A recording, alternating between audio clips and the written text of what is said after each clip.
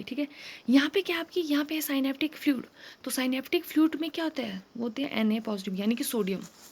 Synaptic fluid में वो हो गए। अब ये न्यूरोट्रांसमीटर किसके साथ जुड़ गए, साइनेप्टिक फ्लूइड से,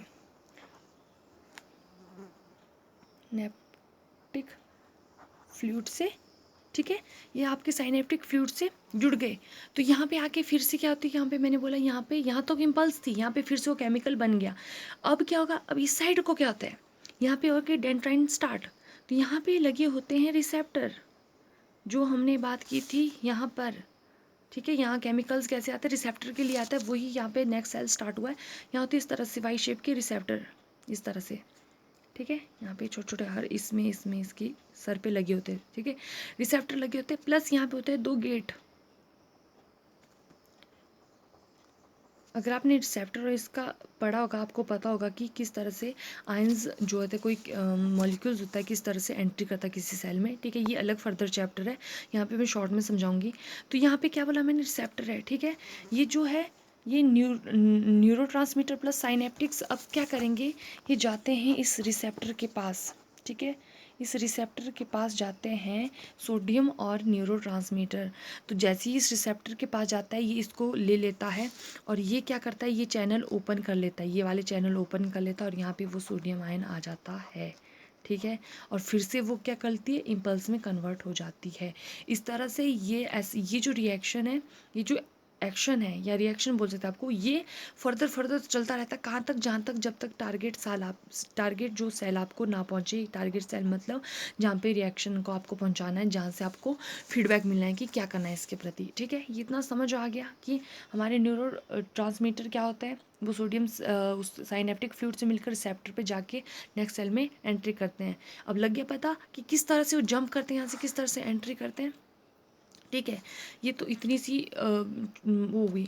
तो आपको अगर साइनेप्स आए, ठीक है, तो उसमें ये भी एक्सप्लेन करना है। और एक बहुत जो साइनेप्स का जो आपको मैं एक्सप्लेन की एक और थ्योरी जो डेफिनेशन दूंगी वो है, ये जो आपकी मेम्ब्रेन है, ठीक है, ये आपकी होती है प्री साइनेप्टिक, ठीक है, प्री साइनेप्टिक मेम्ब्रेन। मेम्ब्रेन मतलब झिल्ली, ठीक है। और जहाँ पर जाके वो क्या होता है, रिसेप्टर, जो जहाँ से ये न्यूरोट्रांसमीटर रिलीज होते हैं और जहाँ पे जाके साइनेप्टिक फ्लूइड से मिलकर साइनेप्टिक फ्लूइड एंटर हो रही, ये आपकी है पोस्ट साइनेप्टिक मेम्ब्रेन, ठीक है। यहाँ पे आपको थोड़ा सा वो दिख रहा होगा क्योंकि मैंने आपको एक्सप्लेन किया। मैं आपको एक स्ट्रक्चर बताती हूँ। जैसे यहाँ पे देखिए, ये आपको दिख रहा है, ये मैंने कुछ अलग तरीके से बनाया। आपने इस तरीके से बनाना है तो इस तरीके से बना सकते हैं। आप इसको क्या स्क्रीनशॉट मार सकते हैं स्क्रीन से, ठीक है। देखिए ये एक्सॉन है, ठीक है। यहाँ पे छोटे छोटे वेसिकल्स जो है आपके, ये है आपके कैल्शियम साइन आगे हैं, और ये आपके साइनेप्टिक, ठीक है, वेसिकल्स हैं। ये आपकी माइट्रोकॉन्ड्रिया है। मैंने जैसे आपको बोला न्यूरॉन्स के अंदर क्या होता है, माइट्रोकॉन्ड्रिया होते हैं, राइबोसोम्स वगैरह छोटे छोटे ये होते हैं, और जो ऑर्गेनल्स होते हैं, ठीक है। तो ये साइनेप्टिक वेसिकल्स देखिए, जब इनको कैल्शियम आयन इसको पुशअप करता है, ठीक है, तो क्या करते हैं, वो फट जाते हैं। तो ये क्या रिलीज करते हैं, या देखिए न्यूरोट्रांसमीटर मॉलिक्यूल्स रिलीज हो गए, ठीक है। ये आपकी प्री साइनेप्टिक नोविया मेम्ब्रेन है, ये आपकी पोस्ट साइनेप्टिक मेम्ब्रेन है, यानी कि यहाँ से नेक्स्ट न्यूरॉन स्टार्ट होता है। और यहाँ पे आपके देखिए कीमोरिसेप्टर मतलब केमिकल्स के द्वारा जो रिसेप्टर एक्टिवेट होते हैं, या केमिकल्स वाले रिसेप्टर जो केमिकल को लेते हैं, ठीक है, जो मैंने आपको बताए थे स्टार्टिंग में बताया था कीमोरिसेप्टर, ठीक है। तो यहाँ से केमिकल ही रिलीज हो रहा है, इसलिए यहाँ पे कीमोरिसेप्टर एक्टिवेट हुआ है, और साइनेप्टिक फ्लूइड है, यहाँ सोडियम्स होते हैं, ठीक है। अगर आपको बड़ा क्वेश्चन आ गया एक्सप्लेन करने के लिए साइनेप्स का, तो आप ये भी लिख सकते हो कि प्री साइनेप्टिक मेम्ब्रेन और पोस्ट साइनेप्टिक मेम्ब्रेन के जो बीच में गैप होता है या जंक्शन होता है, उसको हम कहते हैं आप साइनेप्टिक क्लेफ्ट या साइनेप्स, ठीक है। ये इतना हो गया। तो यही मुझे आपको इसमें एक्सप्लेन करना था कि केमिकल अंदर अंदर क्या क्या इसमें फर्दर प्रोसेस होता है, क्योंकि बहुत ज़रूरी है ये पता होना। और न्यूरोट्रांसमीटर मैंने बोला कि ट्रांसमीटर न्यूरॉन्स को, या न्यूरॉन जो सिग्नल होते हैं, इम्पल्सिस होते हैं, उनको जो कहते हैं ट्रांसमिट करते हैं, ठीक है, वन टू अनदर न्यूरॉन्स करते हैं। अच्छा, इनका काम क्या होता है, काम अगर डीपली पूछो तो बहुत ज़्यादा काम होता है हमारी बॉडी के, जैसे कॉन्ट्रैक्शन, रिलैक्सेशन, ये जो फंक्शन होता है ना, ये न्यूरोट्रांसमीटर ही करते हैं। हमारे बहुत सी चीज़ों को, जैसे हार्मोन्स सिक्रीशन में भी ये हेल्प करते हैं। तो इतना आपको डीप है नहीं आपके सिलेबस में, तो आपको इतना पता होना चाहिए, ठीक है। तो अब मैं कुछ एक बायोलॉजी के कुछ आपको टिप्स दूंगी बच्चों। बायोलॉजी में क्या होता है कि आपको दो चीज़ें बहुत याद रखनी होती है, ठीक है।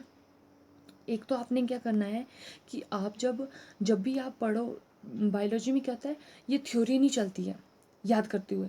पेपर में तो चलेगी थ्योरी, लेकिन अगर आप देखिए पढ़ने बैठ के synaptic fluid is dash dash dash या post synaptic membrane is dash dash, मैं आपको अगर ऐसे थ्योरी लिख लिख के बताऊँ तो समझ नहीं आता है। वैसे ही क्या होता है, आपको अगर एग्ज़ाम टाइम याद करना है फटाफट, तो आपको बनाना पड़ता है फ्लो चार्ट। फ्लो चार्ट मैंने आपको पिछले वीडियोज़ में बताया है कैसे बनाते हैं। जैसे मैंने बताया था आपको, मैं 1 मिनट दिखाती हूँ। इस तरह से जो आपको फ्लो चार्ट, इसको कहते हैं फ्लो चार्ट बनाना है। ये क्या आता है, याद करने के लिए बहुत ईजी होता है। देखिए इस तरह से अगर आप ये ही चीज़ें थ्योरी में पढ़ोगे बहुत मुश्किल हो जाता है। तो आप इस तरह से अपने छोटे छोटे नोट्स बना सकते हो। जैसे कि ये है कि आपके ह्यूमन नर्वस सिस्टम है, CNS है, PNS है। अगर आप इसको थ्योरेटिकली याद करोगे तो बहुत मुश्किल हो जाएगा, कन्फ्यूजन हो जाएगा।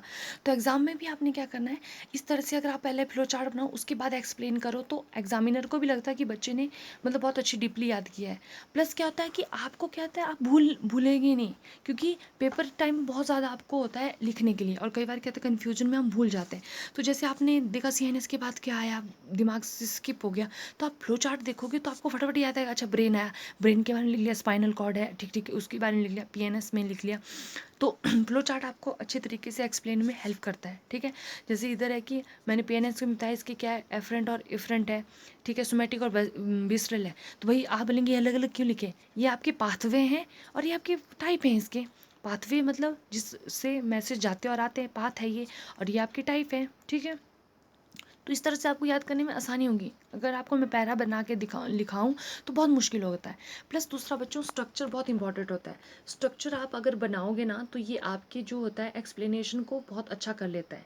स्ट्रक्चर की आप क्या करें, जैसे न्यूरॉन्स के स्ट्रक्चर है, न्यूरॉन्स मैंने आपको बोला, न्यूरॉन्स के स्ट्रक्चर आपको पता होने चाहिए, बनाने आने चाहिए। क्योंकि आप जब तक नहीं बनाओगे तब तक आपको बनाने में आपका हाथ नहीं बैठेगा, ठीक है। जैसे न्यूरॉन्स के स्ट्रक्चर है, आप छोटा बड़ा जैसे भी करके बना सकते हो। लेकिन अगर मान लीजिए आपने देख लिया हाँ ही ऐसा है कि मैं तो पेपर में लिख लूँगा, ऐसा कभी नहीं होता। जितनी बार आप इसको प्रैक्टिस करोगे उतना अच्छा रहेगा।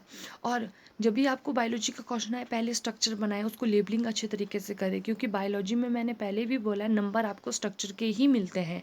स्ट्रक्चर देखकर आप उसको एक्सप्लेन करने में भी आपको आसानी होगी। जैसे मैंने आपको यहाँ पे ये बताया है, ठीक है।